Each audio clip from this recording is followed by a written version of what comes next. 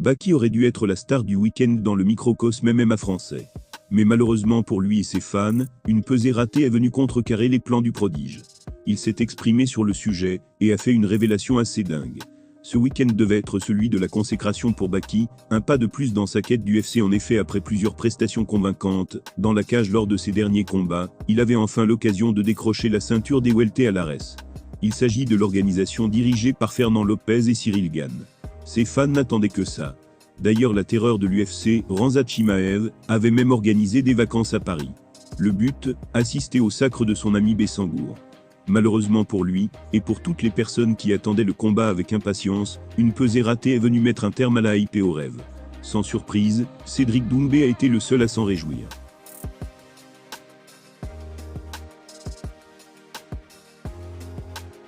Malgré cette immense déconvenue, et la déception qui l'accompagne, Baki a tout de même tenu à être présent à cette soirée. Il est venu en soutien à ses partenaires d'entraînement. L'occasion pour les journalistes de Canal+ de lui parler, et de lui demander des explications, quant à sa pesée ratée. Visiblement il a failli vivre un énorme drame. Voilà ses mots, environ 36 heures après le cutting, je me sens plutôt bien, mais il faut savoir que je suis passé par quelque chose d'horrible. J'ai failli y passer, j'ai joué un peu avec la vie. J'ai perdu connaissance plusieurs fois, le cutting était difficile. J'ai tout fait pour être au poids, mais malheureusement je n'ai pas réussi. J'ai essayé de trouver un arrangement avec l'adversaire, pour ravir les fans, et malheureusement ça ne s'est pas fait. En réalité j'avais presque le même poids à perdre que d'habitude. Mais là pour le coup, j'ai vraiment enchaîné les camps d'entraînement, alors j'ai essayé de perdre plus sur la partie hydratation. Le dernier kilo était impossible à sortir. Mon corps ne pouvait pas perdre le poids restant. Très content de le retrouver, Baki, merci beaucoup d'être avec nous. Tout simplement, déjà, est-ce que vous pouvez nous dire comment vous allez? On nous a dit que voilà, ça avait été très compliqué la fin du cutting. Comment vous sentez-vous maintenant? Alors maintenant, après environ 36 heures après le cutting, je me sens plutôt bien. Faut savoir que je suis passé par quelque chose d'horrible. J'ai failli, j'ai joué un peu avec la vie. J'ai perdu connaissance plusieurs fois. Le cutting était difficile. Donc voilà, j'ai vraiment tout donné pour atteindre le poids. Malheureusement, j'ai pas réussi. J'ai essayé de trouver un arrangement avec l'adversaire pour quand même faire le combat et ravir les fans. Malheureusement, ça s'est pas fait et voilà où on en est, quoi. Vous partiez de trop loin pour faire le cutting. Vous avez peut-être trop de poids à perdre dans les dernières heures de ce combat Non, franchement non, parce qu'en réalité j'avais quasiment pareil que d'habitude. C'est juste que là, pour le coup, j'ai vraiment enchaîné les camps d'entraînement, etc. Et j'ai essayé de cutter un petit peu plus sur la partie hydratation.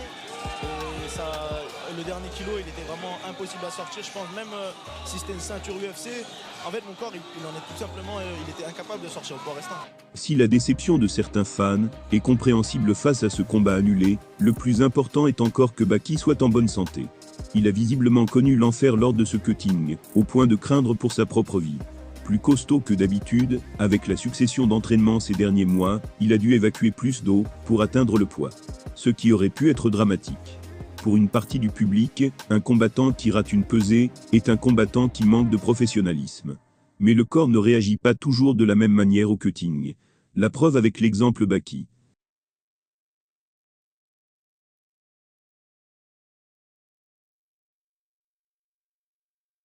Certes vainqueur de son combat contre Francis Ngannou, Tyson Fury est néanmoins ressorti comme le grand perdant de cet affrontement pour beaucoup.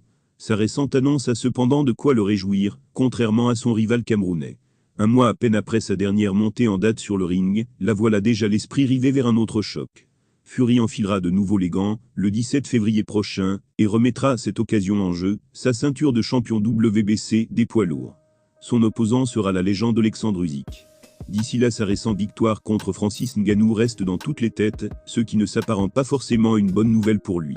Vainqueur par décision partagée le 28 octobre, Fury a toutefois livré une prestation qui lui a valu de vives critiques face à Ngannou. Ce dernier continue d'ailleurs de le tacler pour cela de nos jours, et aurait mérité la victoire selon de nombreux observateurs. Le Gypsy King, quant à lui, se montre pour sa part assez satisfait du déroulement de ce duel. Et il a de quoi au vu des émoluments colossaux qu'il a pu en tirer. Un média a relayé la nouvelle suivante. Tyson Fury a déclaré qu'il a touché environ 50 millions de livres sterling pour le combat contre Francis Ngannou. Voilà une somme qui équivaudrait à 57 millions d'euros, ou encore 62 millions de dollars. Soit beaucoup plus que celle évoquée pour Ngannou. Une différence considérable et qui peut surprendre à plusieurs égards. Après tout, le Camerounais a fait jeu égal avec son adversaire dans le ring. Et tous deux étaient mis sur un pied d'égalité durant la promotion du combat, visant à déterminer l'homme le plus dangereux de la planète. Francis pourrait donc possiblement l'avoir mauvaise, même s'il se réjouissait quelques jours plus tôt de ses gains.